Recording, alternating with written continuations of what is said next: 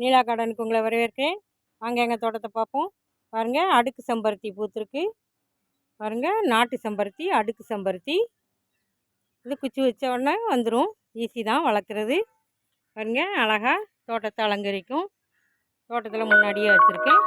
பாருங்கள், தினம் ஒரு 4 பூ 5 பூ பூக்கும். பாருங்கள், இந்த சைடு ஒரு பூ இருக்குது. நேற்று நிறையா பூத்துருந்தது, இன்றைக்கி 3 பூ பூத்துருக்கு.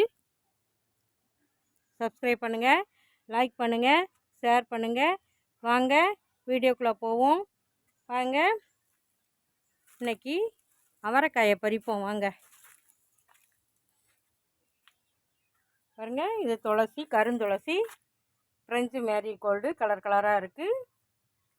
பாருங்கள், இது கோழி அவரை கொத்து கொத்தாக காய்ச்சிருக்கு. அதை பறிப்போம். வாங்க.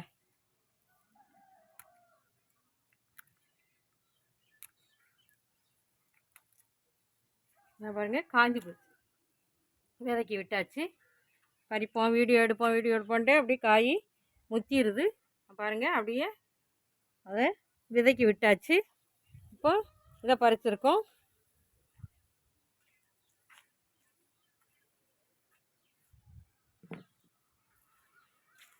இங்கே ஒரு மேலே ஒரு கொத்து இருக்குது, அதை பறிப்போம்.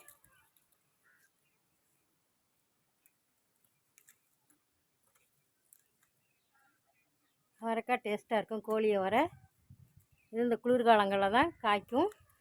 ஆடிப்பட்டத்தில் போட்டோம்னா இந்த குளிர்காலங்களில் காய்க்கும். பாருங்கள், இப்படியே ஒரு குத்து கோழி அவரை நமக்கு கிடச்சிருக்கு. இங்கே ஒரு வெண்டைக்காய், இதுவும் அப்படி தான் வீடியோ பண்ணிகிட்டு இருந்தால் முத்திருச்சு. பருமன் வெண்டை. பாருங்கள், இங்கே ஒரு அவரை இருக்குது, கோழி அவரை. மேலே கொஞ்சம் காய் இருக்குது, அதை பறிப்போம்.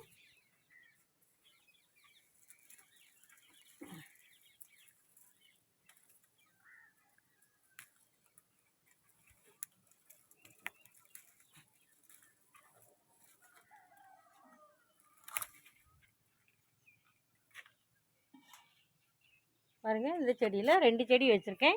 இந்த பக்கம் ஒரு செடி பந்தெல்லாம், அந்த பக்கம் ஒரு செடி வச்சுருக்கேன். பாருங்கள், இவ்வளோ காயும் நமக்கு இன்றைக்கி கிடச்சிருக்கு. கோழி அவரை டேஸ்ட்டாக இருக்கும். ஆடிப்பட்டத்தில் போட்டு வளர்க்கலாம். இனிமே போட்டால் வராது. ஆடிப்பட்டத்தில் போட்டால் தான் இந்த குளிர்காலத்தில் நிறைய காய்க்கும். வேணுங்கிற அளவுக்கு காய்க்கும். நல்லா அப்பப்போ உரம் கொடுத்துட்டே இருந்தால் காய்ச்சிட்டே இருக்கும். இது 2வது அறுவடை. சப்ஸ்கிரைப் பண்ணுங்கள், லைக் பண்ணுங்கள், ஷேர் பண்ணுங்கள். வீடியோ பார்த்ததுக்கு நன்றி. Happy gardening. வாழ்க வளமுடன்.